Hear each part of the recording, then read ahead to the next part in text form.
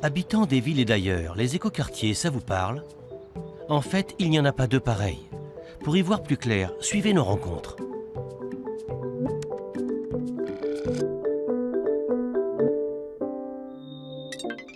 Pour parler des écoquartiers à la campagne, voici les Arondes à Roncherolles-sur-le-Vivier, l'éco-village des Noé à Val-de-Reuil en Normandie et le moulin de l'Arche à Brasles en Picardie. Bienvenue. Bonjour Écotopie. Les lotissements ont poussé comme des champignons dans les campagnes, sans connexion avec leur territoire. Vous, jeunes écoquartiers ruraux, quelles solutions proposez-vous? À Roncherolles, nous voulions préserver la grange, symbole de notre passé, et refaire un centre-bourg inspiré de l'ancien corps de ferme. Nous avons déplacé la route pour agrandir la cour de l'école, installé 3 logements, des salles de réunion et de classe dans la grange et bâti l'écoquartier tout autour. 17 maisons et 22 appartements tout juste livrés.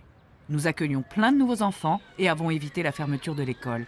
C'était primordial pour préserver la vie du village, tout comme le salon de coiffure qui crée du lien social et ne désemplit pas.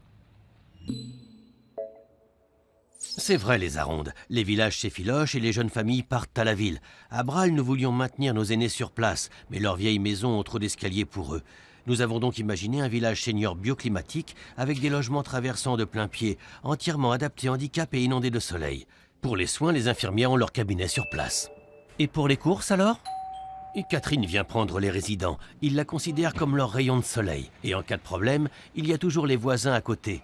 Bébert a construit un joli puits et Gigi des cabanes pour les oiseaux. L'été, il y a des fleurs partout et même parfois des chevreuils s'aventurent à proximité des jardins. Il fait bon vivre au moulin, tout doucement au rythme de la nature et des saisons. Certes, à cet âge-là, chacun vit un peu chez soi, mais la convivialité ne s'invente pas. Si, on peut l'inventer. Ah bon, Noé? Comment faites-vous? Notre éco-village cherche à favoriser une bonne entente entre ses résidents en leur faisant partager des valeurs de citoyenneté et de respect de l'environnement. En arrivant, ils signent une charte de bonnes pratiques. C'est la condition pour bien vivre tous ensemble. Vous êtes un quartier pour jeunes riches écolos alors? Pas du tout, Moulin de l'Arche. Nous dépendons de Val-de-Reuil, une ville nouvelle des années 60, construite en race campagne où la mixité a un sens. On y compte 70 nationalités. Dans l'éco-village, il y a des locataires et des propriétaires, des jeunes et des seniors, des Normands et des Parisiens. Chaque logement est différent, mais le standard écologique, très élevé, est le même pour tous.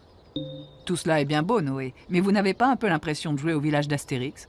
Mais non, les Arondes, nous sommes un prototype d'éco-village reproduisible ailleurs, bienveillant et accessible à tous. Une association d'insertion va installer ici des jardins maraîchers et un marché bio. Ils vont former les habitants à l'horticulture.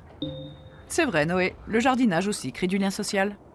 Nous sommes comme vous, très fiers de notre écoquartier et adorons le faire visiter. Comme aujourd'hui, aux élus de Charleval, une commune voisine, qui cherchent comment transformer leur halle de marchandises.